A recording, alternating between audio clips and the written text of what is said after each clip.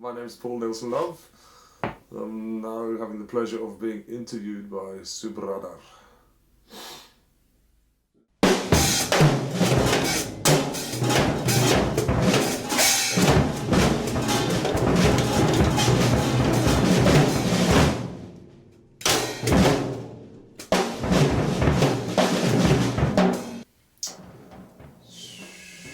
Somebody asked me what I used to listen to when I was young, and I replied Art Blakey as one of my, first inspirations, which was when I was 8 years old.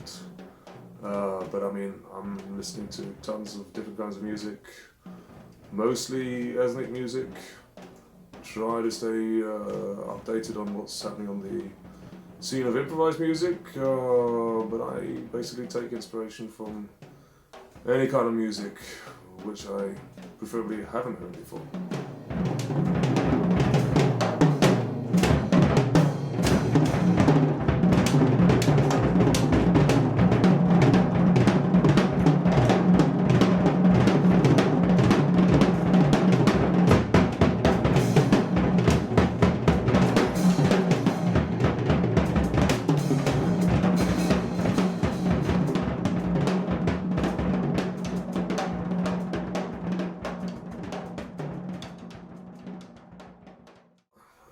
These days, I'm working with quite a few different groups, including musicians from Germany, Holland, England, Chicago, Norway, of course, Sweden. For some of the most regular groups includes The Thing, duos Ken Vandermark, Peter Rotsman, Mats Gustafsson, etc., etc. Now of today, I've got this large ensemble called Large Unit, which I'm hoping to do much more with. 11-piece ensemble with quite a few young musicians, really good, youngest being 24. So it's on time that I run a band with some younger musicians.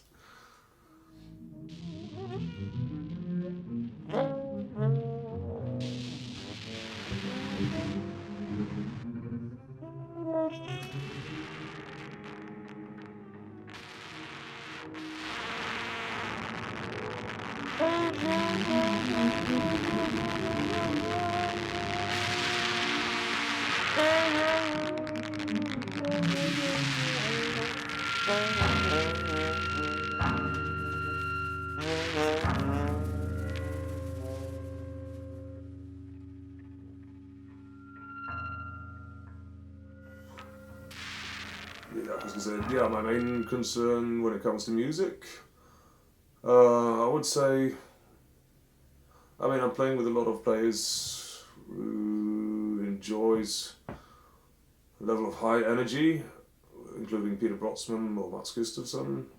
That's one of my goals with the different bands that I'm in, that there's a good amount of energy, and I also see music or performing music being something that should be physical. It should feel physical.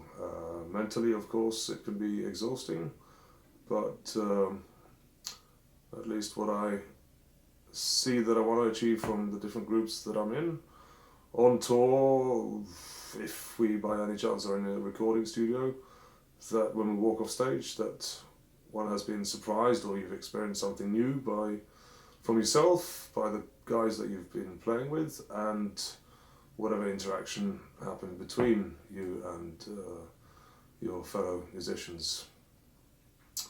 So one should be surprised at every stage.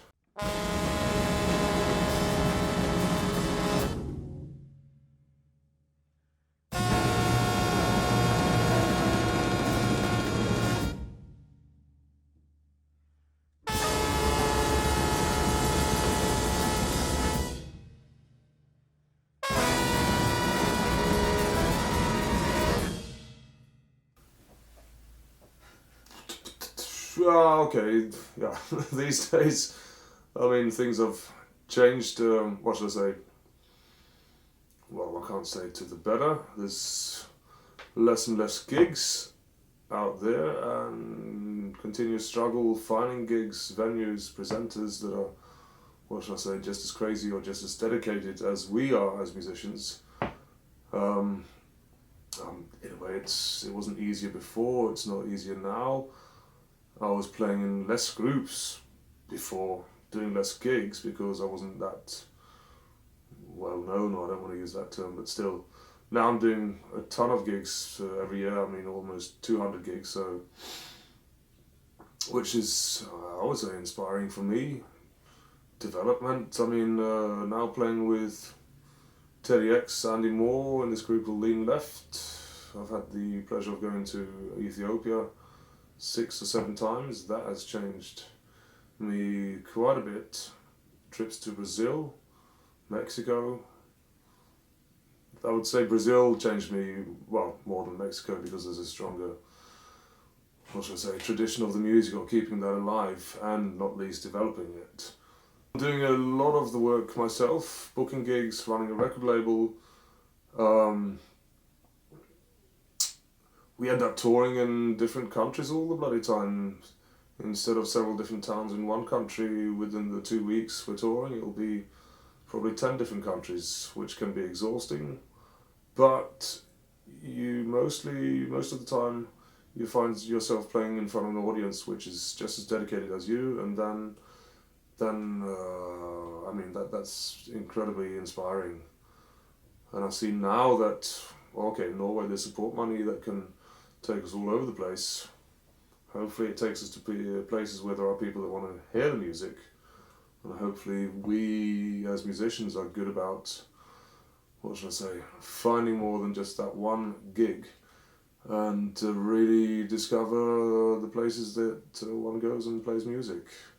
I mean, okay, the cliche of music being a universal language, but one should really respect that and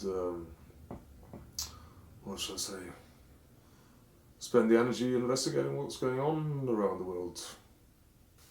Solo, performing solo. I mean, when I grew up, the drum kit was always, well, if not in the living room, it was somewhere in the house. Every day after school, I would just play for half an hour.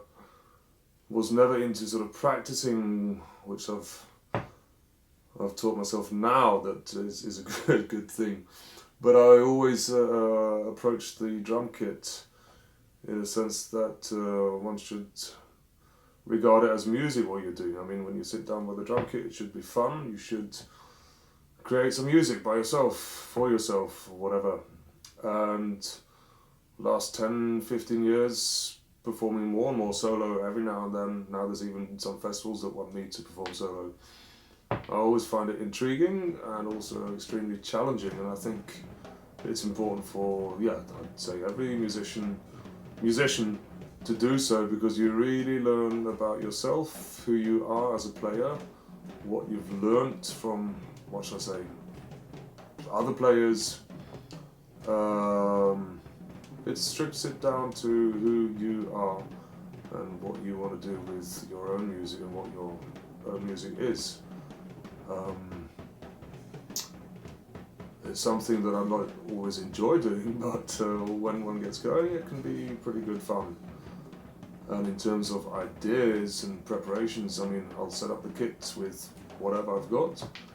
Usually I'll have an idea about where I want to start off, but when I sit down to start whatever performance, then it takes a different direction. And some solos can go on for 20 minutes, some 40 minutes.